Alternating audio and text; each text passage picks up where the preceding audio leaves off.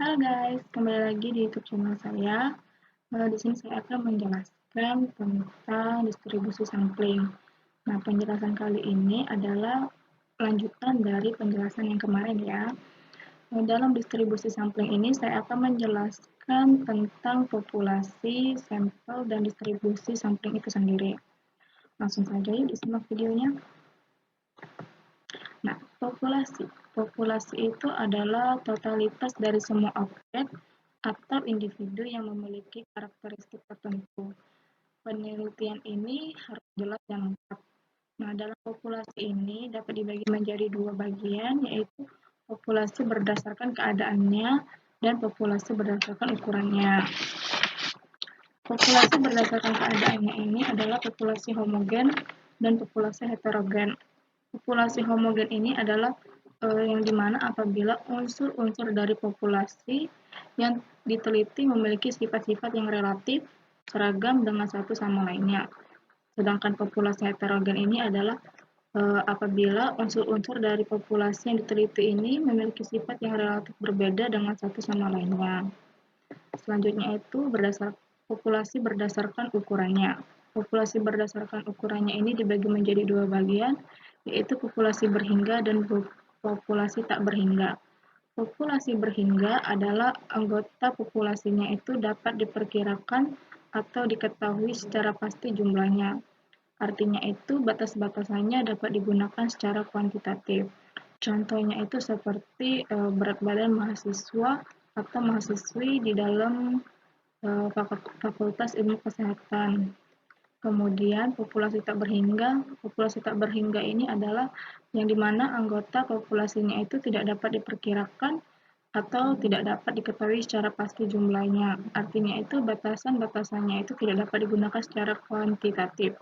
Contohnya itu seperti banyaknya air di pantai atau di lautan itu tidak bisa kita hitung jumlahnya. Selanjutnya itu sampel. Nah, sampel ini adalah bagian dari populasi yang dapat diambil melalui cara-cara tertentu.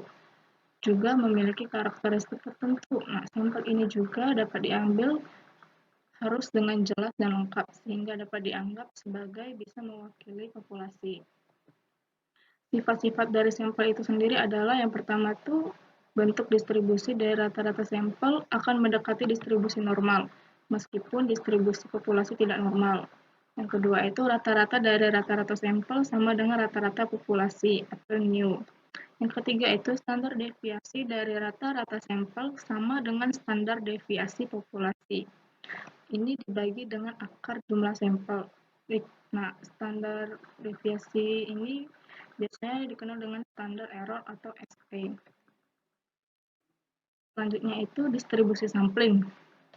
Distribusi sampling ini sendiri adalah distribusi dari besaran-besaran statistik seperti rata-rata, simpangan baku, proporsi atau persentase yang mungkin muncul dari sampel-sampel penelitian. Nah, distribusi sampling ini juga dapat dibagi menjadi dua bagian, yaitu distribusi sampling rata-rata dan distribusi sampling proporsi.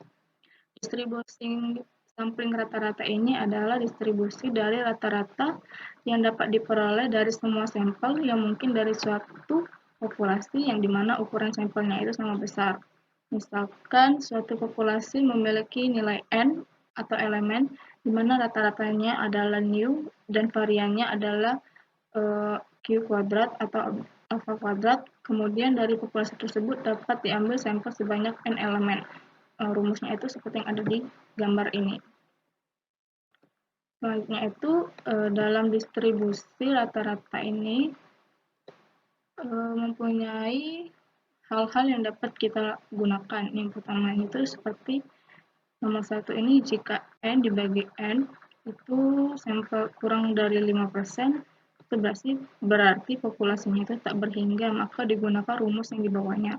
Sedangkan jika N per N lebih dari 5%, maka populasinya itu berhingga, maka digunakan rumusnya seperti yang ada di bawah ini. Selanjutnya distribusi sampling proporsi. Nah, distribusi dari proporsi ini sendiri itu diperoleh dari semua sampel yang mungkin dari suatu populasi yang dimana ukuran sampelnya itu sama besar.